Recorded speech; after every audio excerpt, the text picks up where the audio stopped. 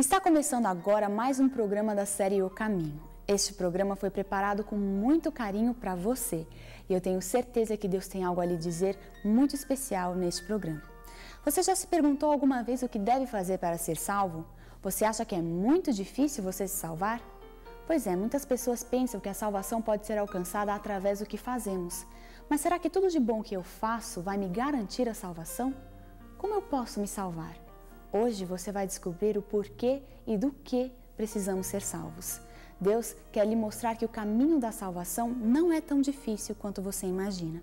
O tema do nosso estudo hoje é o caminho de volta. Querido Deus, nessa noite nós queremos nos colocar sob a sua influência, Senhor. Enquanto louvamos ao seu nome e dizemos ao Senhor o quanto o amamos, que o seu Espírito possa tomar conta da nossa vida, da nossa alma e nos arrebatar daqui dessa terra para ir pertinho do Senhor. Ao ouvirmos a sua palavra, Senhor, que ela encha o nosso coração, a nossa vida, a nossa alma. Em nome de Jesus, Senhor, é que nós pedimos. Amém. Boa noite. Que bom que você está aqui. Que bom que nós podemos começar mais uma vez o nosso programa. Eu quero confessar um negócio para você. Eu não vejo a hora de chegar esse momentinho para poder estar com vocês aqui, viu? E olhar os rostos assim, e eu já começo a conhecer uns rostos aí, e umas histórias, né? Porque a gente vai conversando ali no fim, né? Essa noite nós temos mais uma vez um tema especial, a palavra de Deus aberta, e é incrível como ela aquece o nosso coração, né? O título de hoje é O Caminho de Volta, o caminho de volta. Eu quero começar fazendo assim uma retrospectiva com você, e a gente vai pegar do comecinho, de quando nós começamos, e vai passar para frente. Você vai ver o seguinte: conforme nós vamos estudando a Bíblia, e conforme nós vamos conhecendo o plano de Deus, e como Deus é perfeito em tudo aquilo que Ele faz, e como são os propósitos de Deus, antes de criar tudo, e antes da gente nascer, e antes que tudo existisse, aí nós vamos ficando assim, entusiasmados, aquilo toma conta de nós. Pelo menos comigo acontece assim, não é? E eu tenho visto nos seus rostos que também é assim. Começando lá no princípio, você se lembra do nosso primeiro programa? No princípio criou Deus os céus e a terra. E você lembra que eu disse naquela noite assim: você acha que aconteceu mesmo aquela explosão, o Big Bang? Aconteceu ou não? E eu disse para você: olha que talvez você ache que aconteceu, não é? No princípio não tinha nada, antes de haver matéria, tempo e espaço, e do nada, sem matéria, sem tempo e sem espaço, sem nem mesmo aquela ameba, aquele ser unicelular, Deus cria tudo do nada, e bam, o poder de Deus. Eu acredito que Deus possa ter criado através de uma explosão. Ainda ontem foi anunciado aí nos meios de notícia que foi encontrado um tablete, não é, de barro. Eu não sei quantos viram isso aí, mas escrito por um astrólogo 700 anos antes de Cristo.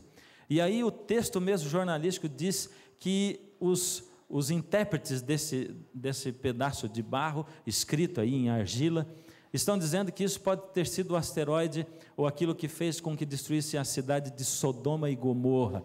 E descreve como ele pegou fogo ao entrar em contato com a atmosfera terrestre e como ele não deixou nenhuma cratera, porque ele não veio de cima para baixo nesse sentido aqui, mas ele veio varrendo tudo. E que coisa fantástica, não é? A palavra de Deus é assim mesmo.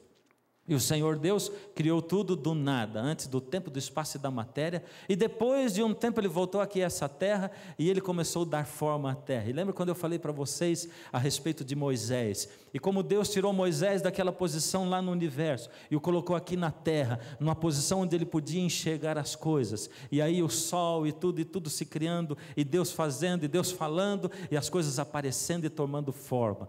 E o Senhor Deus foi preparando tudo para que o homem pudesse chegar aqui na terra, para que ele criasse o seu filho, a sua matéria-prima. E Deus, que até agora tinha criado pelo poder da sua palavra, de repente chega aqui na terra, coloca a mão no barro, dá forma a um boneco, se debruça sobre ele e sopra no nariz dele, nas suas narinas, o fôlego da vida, e o homem é feito um ser vivente, uma alma vivente. E agora nós temos um planeta que tinha sido preparado para o homem recebendo o homem. Gênesis 1:28 diz assim: E Deus os abençoou e lhes disse: sede fecundos, multiplicai-vos, enchei a terra, sujeitai-a. E eu quero chamar a sua atenção para uma coisa. Eu tenho dito aqui algumas noites, não é? Que aquele fruto proibido não era o sexo, coisa nenhuma, não é? E esse texto mostra isso. Antes do homem pecar, Deus disse assim, abençoou e disse: sede fecundos, multiplicai-vos, enchei a terra e sujeitai-a.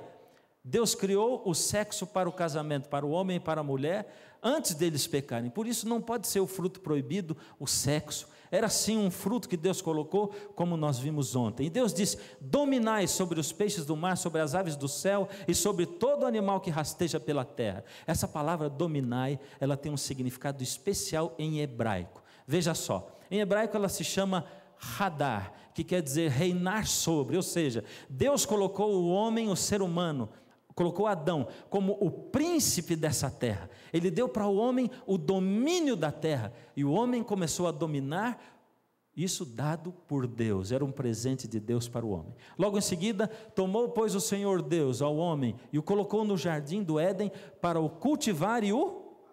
Isso, eu quero ouvir sua resposta, porque é bom ouvir, não é? Ajuda você a ficar atento, assim a gente se comunicar. Deus colocou então o homem no jardim para dominar e para guardar. E essa palavra guardar, quando a gente vai lá no texto no hebraico, ela também tem um significado especial.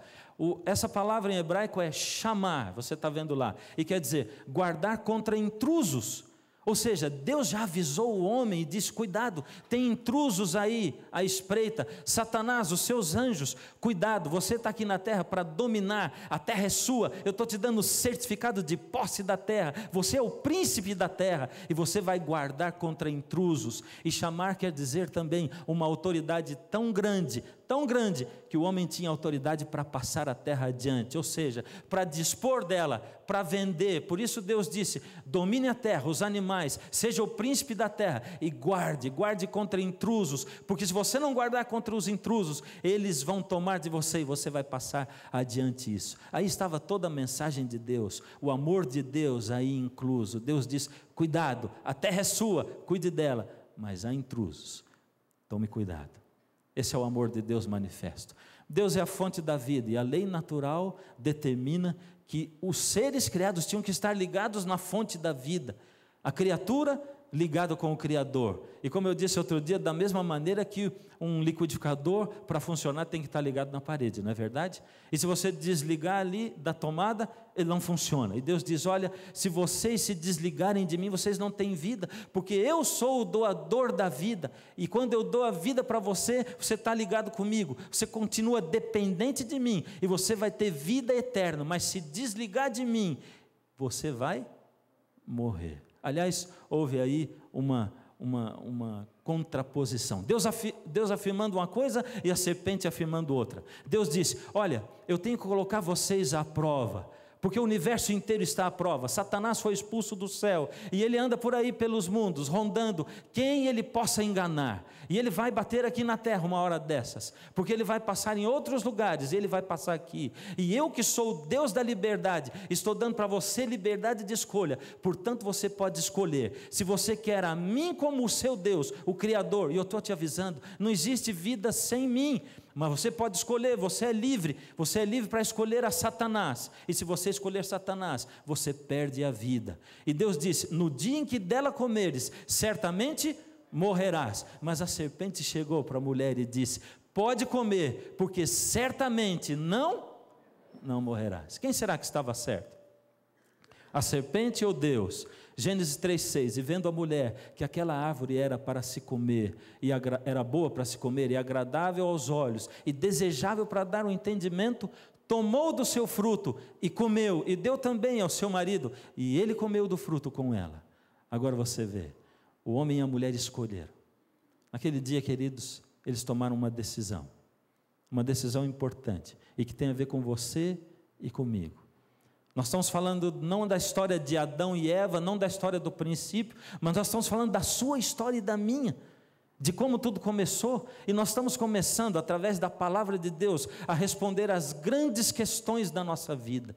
E ontem eu falei para vocês, e deixei uma pergunta no ar, e disse que era para hoje. Aliás, a gente vai deixando um monte de coisa pendurada, não é? Você quer saber como é que foi?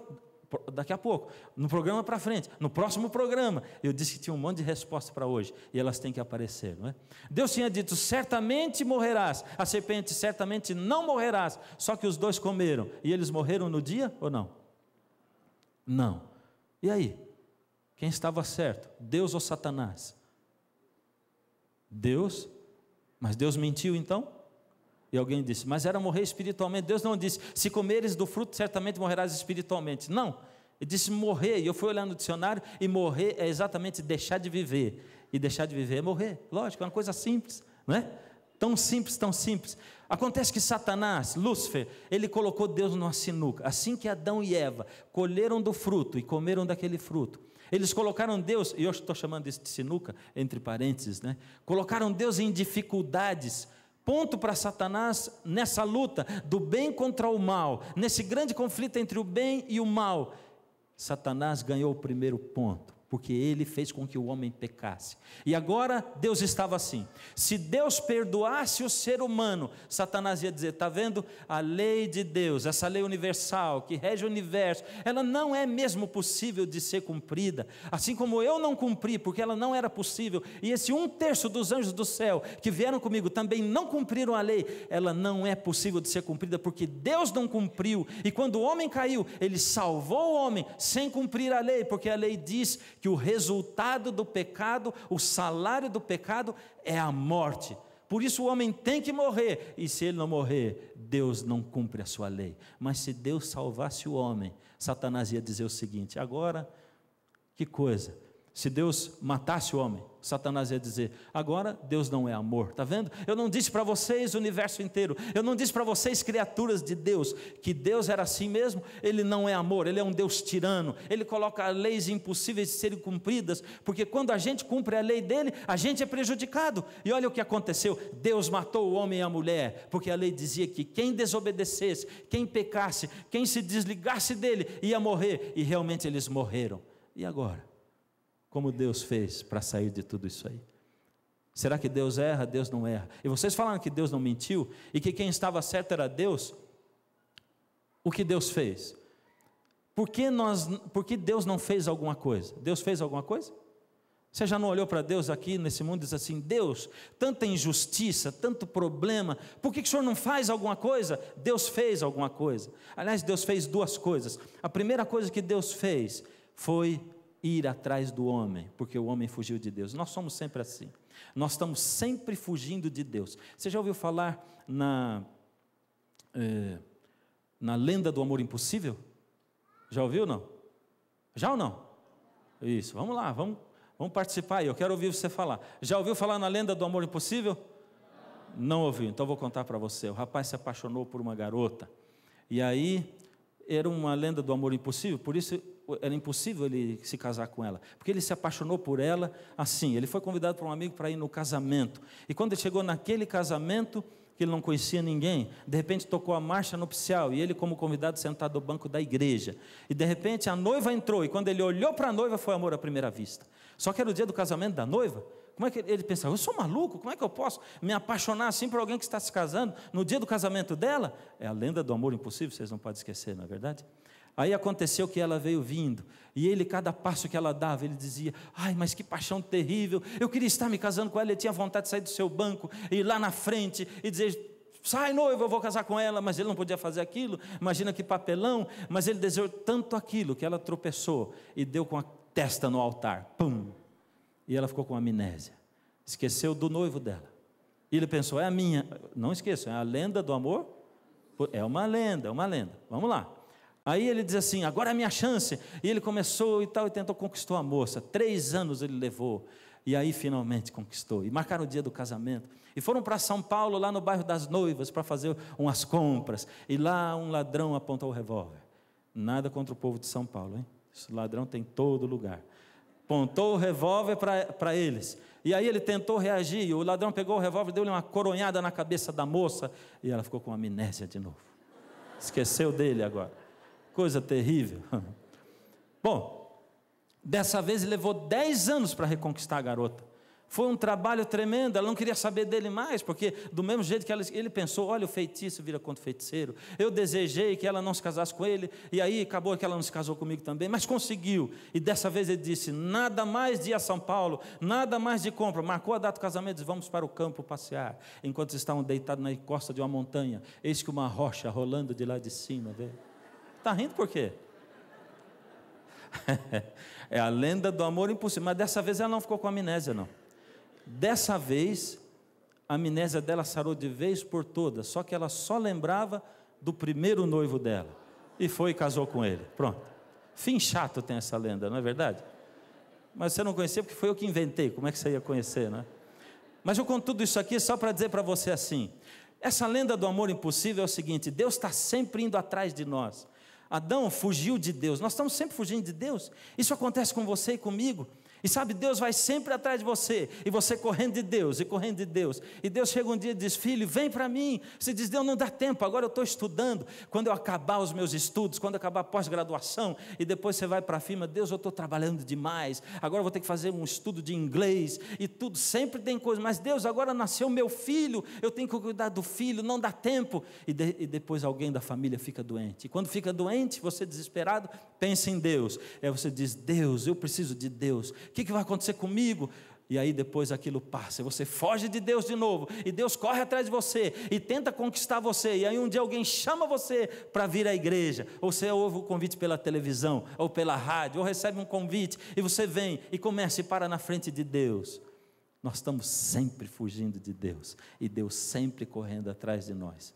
Existe um teólogo famoso que diz assim, no relacionamento entre Deus e o homem, depois do pecado, Deus tem uma parte, o homem tem a dele também. A parte de Deus, correr atrás do homem, e a parte do homem, correr de Deus. E a gente vive correndo de Deus, é assim. Primeira coisa, Deus correu atrás do homem. O homem fugiu, mas Deus o procurou. Gênesis 3:8 diz, ouviram a voz de Deus que passeava pelo jardim, pela viração do dia, ou seja, o sol se pondo. E Adão escondeu-se com a sua mulher, da presença do Senhor, entre as árvores do jardim. Mas Deus foi atrás dele. Adão, onde estás? Disse Deus.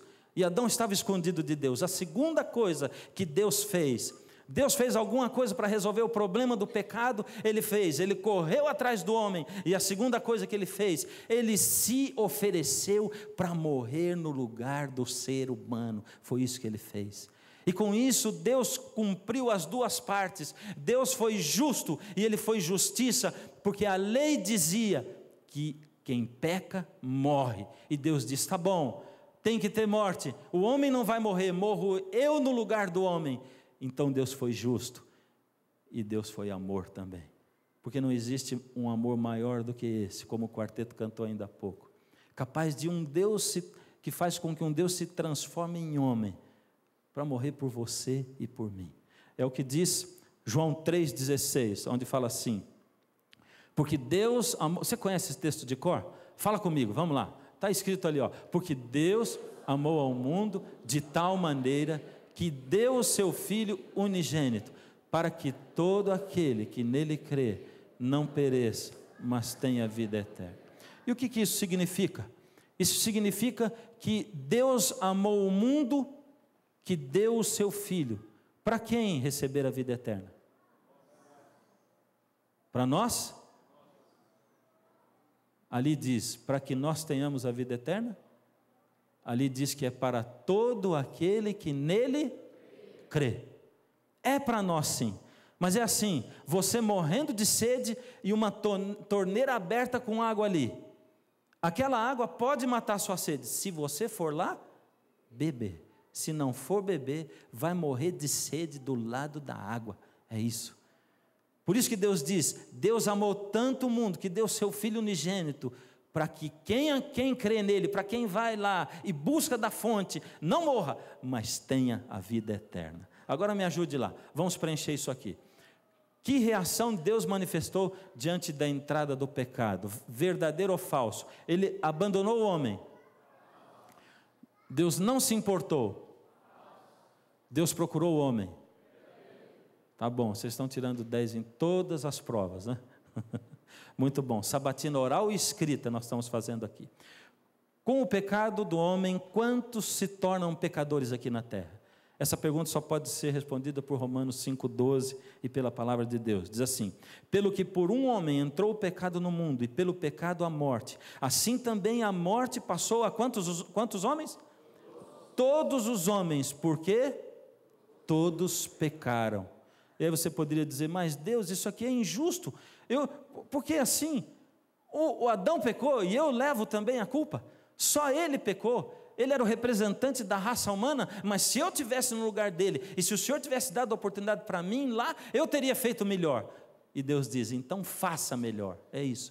Você teria feito melhor? Faça, porque eu morri no seu lugar, para dar para você a chance, e agora você vive essa vida aqui na terra, e você tem a oportunidade de provar para mim, que você pode fazer melhor do que Adão, e que você vai me aceitar, e vai voltar para mim, e vai andar comigo no meu caminho, na minha senda, no caminho que eu tenho traçado e escolhido para você.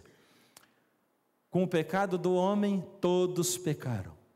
O homem vendeu para Satanás a propriedade da terra, e Satanás, o usurpador do trono do homem, passou a ser o príncipe desse mundo. Dá para entender? Quem é o príncipe desse mundo? É isso. Você acredita nisso? Mas de onde você tirou isso, pastor? Olha lá, esse texto, vamos lá, são 3, Lucas 4, de 5 a 7, aqui fala da tentação de Cristo, e quando Satanás pegou Jesus no deserto, depois dele ter jejuado, e levou para tentá-lo, e numa das partes ali diz assim, Lucas 4, 5 a 7, e o diabo, elevando Jesus a um alto monte, mostrou-lhe num momento todos os reinos do mundo. Disse então o diabo a Jesus, olha o que ele diz: dar-te-ei toda esta autoridade e a glória destes reinos, porque ela me foi entregue e a dou a quem eu quiser. Portanto, se prostrado me adorares, toda a glória será tua. Satanás disse para Jesus o quê? A autoridade foi dada a mim. O homem vendeu a terra, a autoridade, o seu principado para Satanás, e ele se tornou o príncipe. Olha o que Jesus diz em João 14:30, já não falarei muito convosco, porque aí vem o príncipe do mundo, ele nada tem em mim. Jesus está falando de Satanás, e ele chama Satanás de príncipe desse mundo 3 vezes, porque Satanás enganou o homem, e o homem que tinha autoridade sobre a terra, e de passar a terra adiante, passou para Satanás, e ele se tornou o Deus desse mundo. Por isso ele ousou vir aqui na terra como representante. Lembra que eu falei ontem para você? Como ir lá no céu, né? Como Satanás aparece diante de Deus? É aquele texto de Jó, você se lembra? Quando eu disse assim, que todos os representantes dos mundos não caídos estiveram diante de Deus para uma reunião, e ali aparece Lúcifer, Satanás, e Deus diz: de onde você vem? Eu venho de rodear a terra. Ele foi se oferecer para ser o representante da terra, numa reunião lá com Deus. Por que ele ousou isso aí? Esse é o texto, Jó 1, verso 6, porque ele realmente usurpou e tomou para si a terra que não era dele e passou a ser dele. Por isso, quando você olhar para a injustiça que existe no mundo, e você clamar a Deus dizendo assim: Deus, por que tanta injustiça? Por que criancinhas são molestadas? Por que, Senhor Deus, as famílias brigam? Por que existe morte, gente morrendo de fome? Por que tanta guerra? Lembre-se que Deus não é o Deus desse mundo, o príncipe desse mundo ainda é Satanás, e ele tem o domínio dessa terra, ele é quem usurpou tudo, e ele é atualmente o príncipe desse mundo. As coisas que acontecem nesse mundo, as coisas más, são provocadas por ele, e todos os problemas que existem nesse mundo e nessa terra, são provocadas pelo atual príncipe desse mundo. Ele vai perder esse principado quando o Senhor Jesus voltar a essa terra, e aí a terra vai ser entregue de novo ao ser humano, àqueles, como diz João 3,16, que aceitarem, que entregarem, aquele que nele, em Jesus, aqueles que em Jesus crerem, acreditarem. Porque Deus não evitou criar Lúcifer? Já perguntou isso alguma vez? Mas veja só, tudo bem, Deus criou o homem e ele deu liberdade de escolher o homem, mas por que Deus não evitou criar Lúcifer? Era só ele criar todos os anjos, menos o Lúcifer, é ou não é? E ele teria resolvido tudo. Se Deus não criasse Lúcifer, a nossa liberdade de escolha seria uma farsa, porque Deus estaria manipulando as coisas aqui por trás. Você imagina que você conheceu uma garota e que na cidade onde ela mora, você é o único homem que existe, não tem mais nenhum. E aí você se apaixonou por ela, era por você, lógico que ela não tem mais opção nenhuma. Você vai ficar seguro quando você sair dali e viajar para outro lugar? Ela nunca conheceu nenhum homem, só você. E quando ela olhar que tem gente muito mais bonita que você, e eu tenho percebido isso a cada dia, comigo, não é? Que a gente olha, tem gente muito mais bonita que a gente. Agora você veja, como é que Deus poderia criar o homem e dizer, eu te dou liberdade? E dizer, não, peraí, esse aqui eu não vou criar, porque ele pode me criar problemas. Isso não é liberdade coisa nenhuma, isso é manipulação, e Deus não manipula ninguém. Deus é um Deus verdadeiro, Deus é o Deus da liberdade, Deus é o Deus da justiça, e Ele é o Deus do amor. Qual a condição da natureza humana depois do pecado? O que é esse negócio de natureza humana? Ou seja, como que é o desejo do coração do homem? Qual que é o nosso desejo do coração? Quem gosta de fazer coisas boas aqui? E aí? Você gosta de fazer coisas boas? E o que é fazer coisa boa? Tomar sorvete, por exemplo, é coisa boa? É nada, é gostosa, mas não é boa, porque faz mal para a saúde. E comer bolo e comer pudim também, e faz mal para a saúde também. Ou seja, a gente gosta, a gente se diverte com aquilo que não presta. Os programas de TV que a gente gosta também não prestam. A natureza humana mudou. Antes do pecado o homem era bom, gostava, tinha prazer nas coisas boas. Depois do pecado tudo mudou. Romanos 7, 19 e 20 diz assim, é Paulo dizendo, porque não faço o bem que eu quero, mas o mal que eu não quero, esse faço. Mas se eu faço o que não quero, já não sou eu quem o faz, mas sim o pecado que habita em mim. A natureza do homem é assim, a gente gosta de fazer o que é errado, e às vezes você faz um propósito na sua vida, vou emagrecer, e aí você não emagrece coisa nenhuma, não é? E eu sei porque me contaram isso já, sabe? Por causa disso que eu sei. Agora veja, mas eu perdi 17 quilos, embora você não acredita, né? Porque gordo, quando perde 17, o povo olha e diz assim, cortou o cabelo, é? Ninguém nota, é a coisa mais triste do mundo, não é? Mas Paulo resume o que é a natureza humana. Eu sei o que é certo, eu quero fazer o que é certo, mas eu acabo fazendo o que é errado. E eu não gosto de fazer o errado, mas tem uma luta dentro de mim, porque o pecado fez uma separação no homem, uma luta aqui dentro. Uma coisa dizendo, vai, faz, é bom, e a outra dizendo, não vai, não é bom, é gostoso, mas não é bom. Essa separação dentro do cérebro, da mente humana. E Deus diz assim, a única maneira de você gostar do que é bom, é eu fazer um milagre na sua vida. Você se entrega para mim, e Ele diz, porém inimizade entre ti e a mulher, entre a tua descendência e o seu descendente. A descendência da mulher, lembra que eu falei para vocês? Os filhos dos homens, aqueles que não ligam para Deus, e os descendentes de Jesus, não é? O seu descendente, Jesus, a inimizade entre Jesus e Satanás, e essa é uma promessa para você e para mim, Deus dizendo, se você se entrega para mim, eu sei, você não consegue fazer o que é bom, você quer fazer o que é bom, mas faz o que é mal, mas eu prometo para você, entrega a sua vida para mim, e eu vou colocar uma coisa no seu coração que não está lá. Você que odeia a Bíblia, vai gostar de Bíblia. Você que odeia música de crente, inclusive quarteto, você vai passar a gostar. Você que não gosta de cantar essas músicas da igreja, vai gostar. Não gosta de nada de Deus e nem de ir à igreja, vai gostar, porque eu vou colocar essa inimizade entre você e Satanás, entre a serpente, e vai começar a crescer no seu coração uma coisa tão maravilhosa. Eu conheci alguém esses dias aí, que tem a vida transformada, um ex-matador.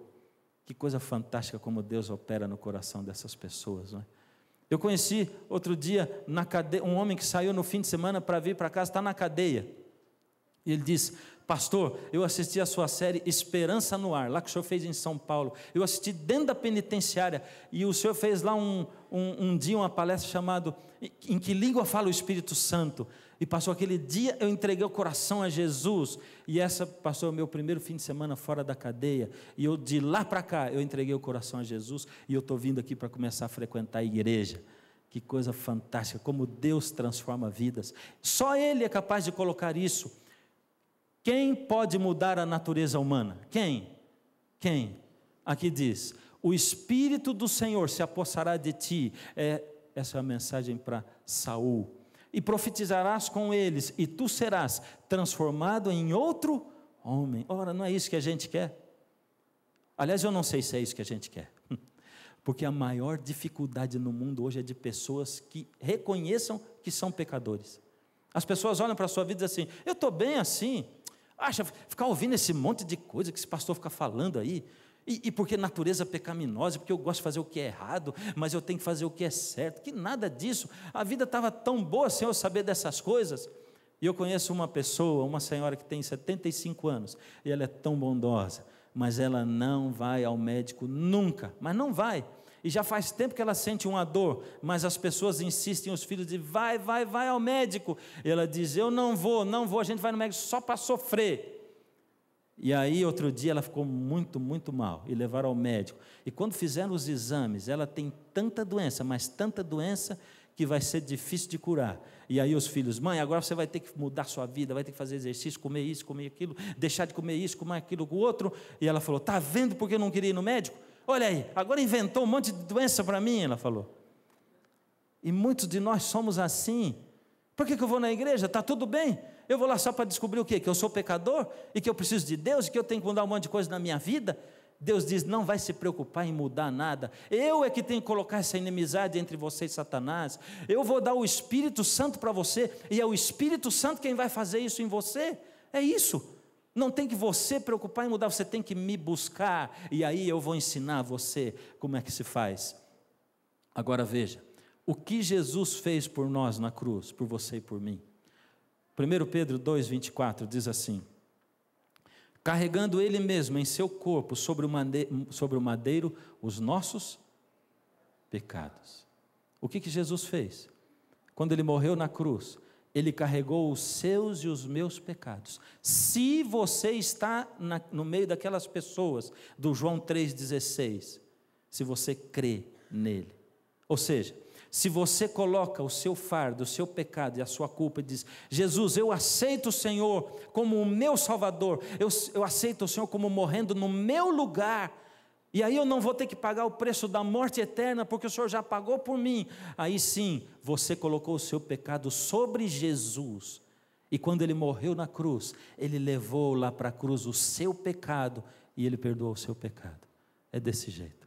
Agora veja, o próximo texto, Isaías 53, 5 e 6. Mas Ele foi traspassado pelas nossas transgressões e moído pelas nossas iniquidades. Você se lembra o que é iniquidade mesmo? Pecado. O castigo que nos traz a paz estava sobre Ele.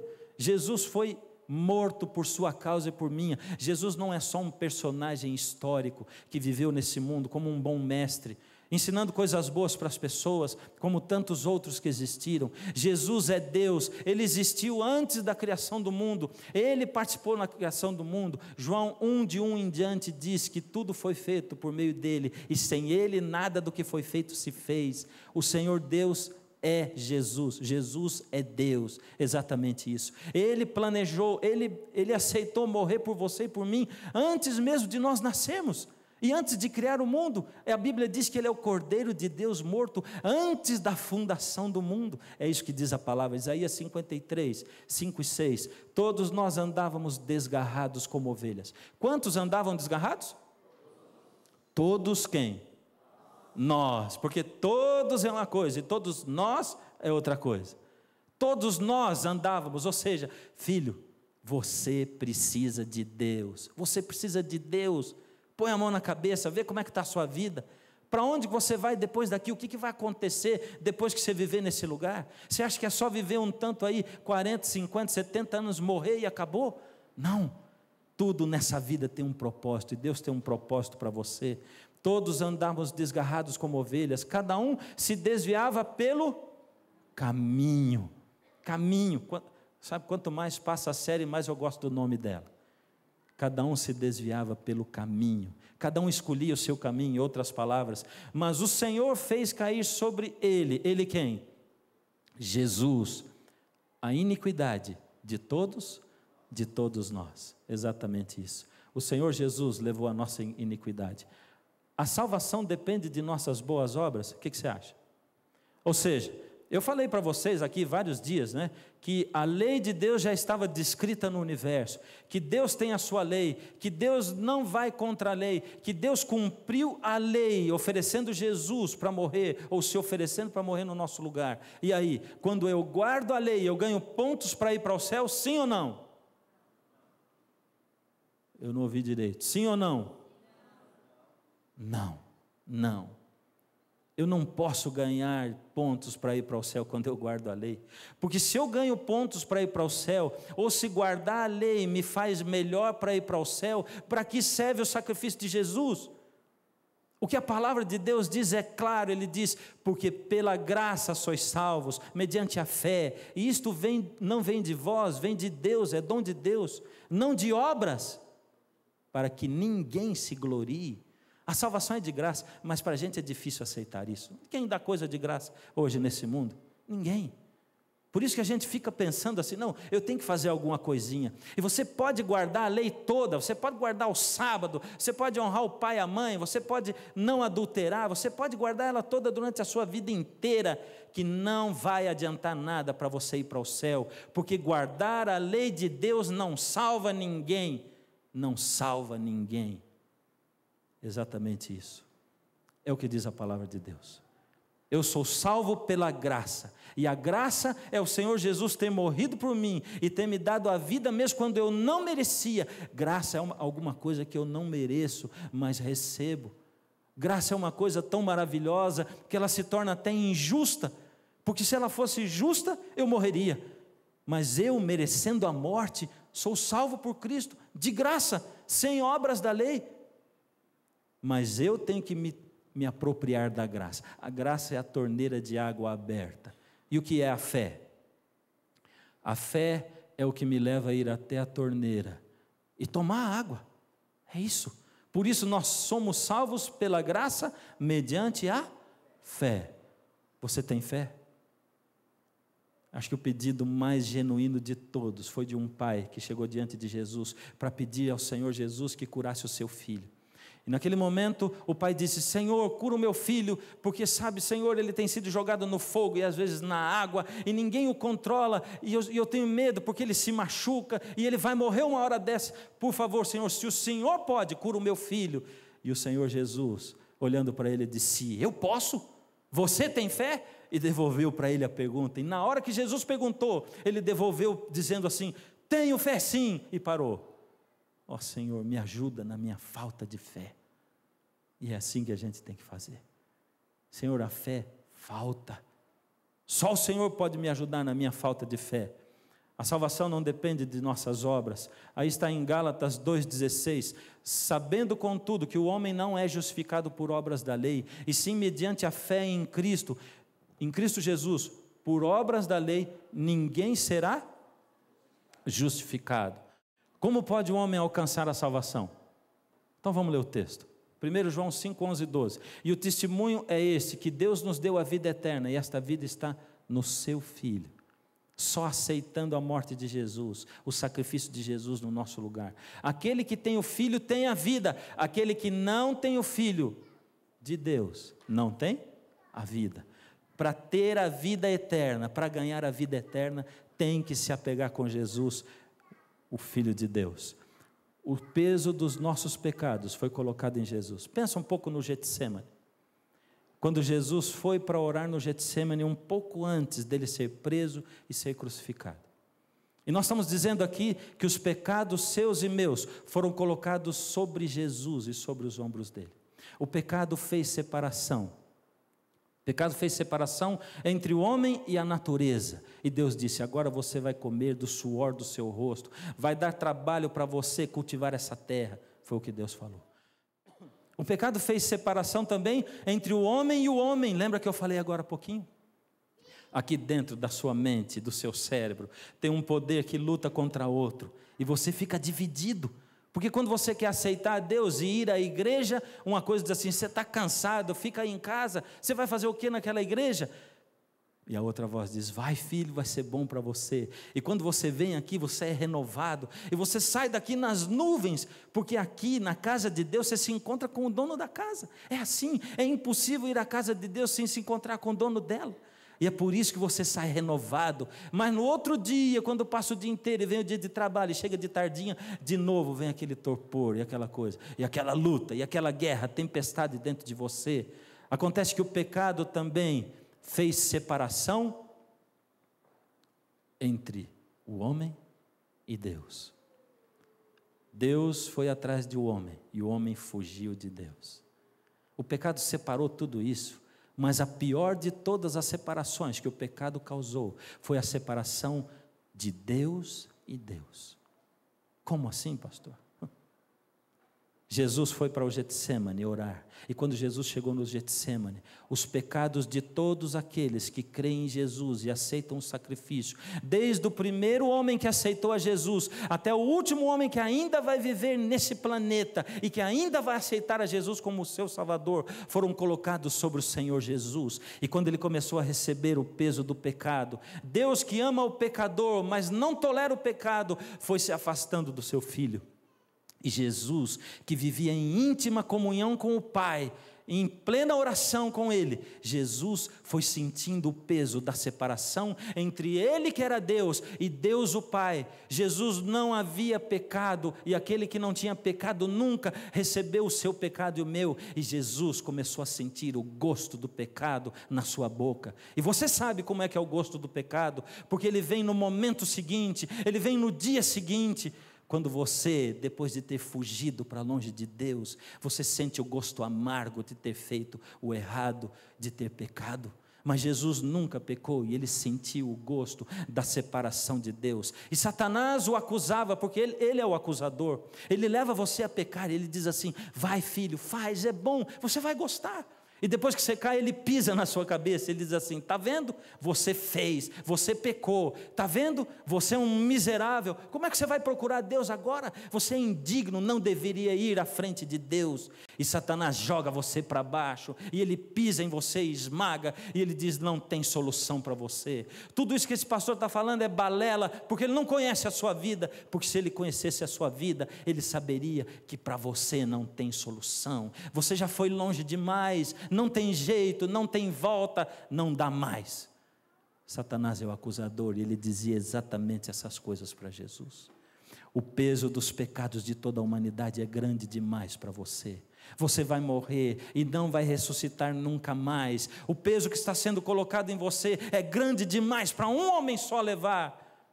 E Jesus sentiu a separação.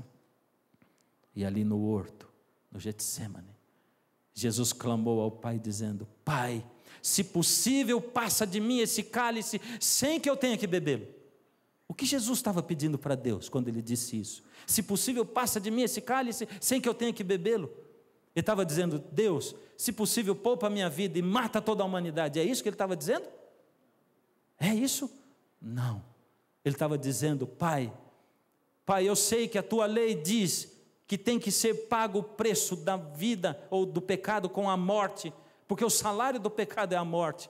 Pai, se for possível, Pai, cancela essa lei. Pai, se for possível, Pai, acaba com esse preceito, para que eu não tenha que morrer e o ser humano seja salvo assim mesmo, porém seja feito de acordo com a tua vontade. Naquele dia, o Senhor Deus se calou, e no silêncio dele, ele respondia para Jesus: não é possível cancelar a lei, não é possível abolir a lei, e filho, você vai ter que morrer sim pelos seres humanos, você vai ter que pagar o preço da lei, para que eles tenham vida. E eu vou dizer um negócio para vocês: enquanto Jesus sofria no horto, o universo inteiro assistia ao sofrimento dele, apreensivo, porque se Jesus fracassasse aqui na terra, a rebelião de Satanás e do planeta Terra ia se espalhar como um câncer por todo o universo, e muitos outros morreriam e se perderiam. Por isso todo o universo olhava para o Senhor Jesus, e lá na cruz, quando ele exclamou: está consumado, Pai, nas tuas mãos entrego o meu espírito, o está consumado ecoou por todo o universo, e houve um misto de alegria e de tristeza, um misto de choro e de riso por todo o universo, Porque Jesus havia ganho, Ele havia vencido, Ele havia pago o preço do pecado, e por causa disso você e eu, hoje, podemos ter vida, se simplesmente, unicamente, dissermos: Senhor, eu tomo posse da vida, com a fé. E como é que se desenvolve a fé? Fé é confiança. Você só desenvolve a confiança, a fé, se você conhecer a Jesus. Se você estudar a palavra dele, como nós estamos fazendo aqui. Se você se aproximar dele, se você buscar Jesus, se você for à casa dele, só assim, não tem outro jeito. Só assim. E aí ele vai transformando, vai pondo o seu espírito para transformar e arrumar a casa. Só a cruz do Senhor Jesus pode trazer vitória. Sabe, quando você olhar para esse mundo e olhar para os livros de autoajuda com U, lembre que só tem um livro de autoajuda que serve. É esse livro de autoajuda com L. Porque a ajuda não vem alto de dentro, a ajuda vem do alto, só de lá. Quando o mundo disser para você: olha, você está com problemas, é fácil você resolver, olha para dentro de você porque tem um Deus aí dentro. Jesus diz: olha para fora, olha para o Cordeiro que foi morto, para aquele que foi morto na cruz, só Ele é capaz de salvar. Você vai olhar para você, vai se perder dentro do seu abismo interior. Olha para Jesus.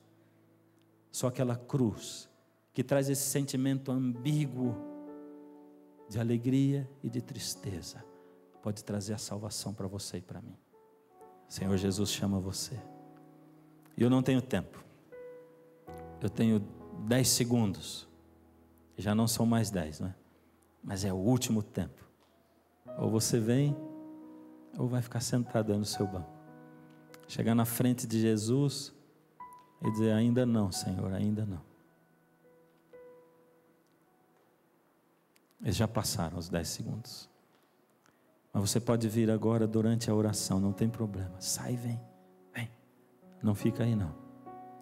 Eu quero entregar sua vida nas mãos do Senhor. Deus amado, aqui estão os seus filhinhos, Senhor. Senhor, aquele dia lá no horto, carregando os pecados da humanidade, o Senhor não conseguia ver adiante. Por isso, Senhor, naquele dia, humano como o Senhor era, carregando os meus pecados, o Senhor não podia ver o meu rosto, e nem o rosto desses filhinhos seus que aqui estão na frente essa noite. Mas olha para eles agora, Senhor. Valeu a pena pagar o preço da morte na cruz. Valeu a pena, Senhor, levar o peso do pecado sobre os seus ombros sem ter pecado. Valeu a pena, Senhor, se sentir desamparado naquele dia. Porque, Senhor, agora seus filhos podem voltar para casa, pegar o caminho de volta. Toma-os nas suas mãos, Senhor. Eles ainda têm muito que crescer. Nós temos muito que crescer. Não somos nada, ninguém, Senhor. Sem o Senhor não sabemos fazer nada. Toma-nos nas suas mãos, Senhor. Traz-nos aqui para continuarmos crescendo com o Senhor. E que nada nos impeça de termos esse encontro final. De uma vez por todas. Toma aqueles que ainda não conseguiram se levantar. Dá a eles outra oportunidade. Em nome de Jesus. Amém, Senhor. No programa de hoje você viu que Deus está mais perto do que você pensa e que Ele está muito interessado em salvar a você. Se você quer conhecer mais sobre o que aprendemos hoje, escreva pra gente. O nosso endereço é Caixa Postal 7, CEP 12300-970, Jacareí, São Paulo. Se você preferir, pode enviar um e-mail. O endereço é escolabiblica@novotempo.org.br e nós enviaremos totalmente de graça para você o curso Ouvindo a Voz de Deus, para que você possa acompanhar a nossa série de estudos. Jesus disse: eu sou o caminho, a verdade e a vida. Ninguém vem ao Pai senão por mim. Até o próximo programa.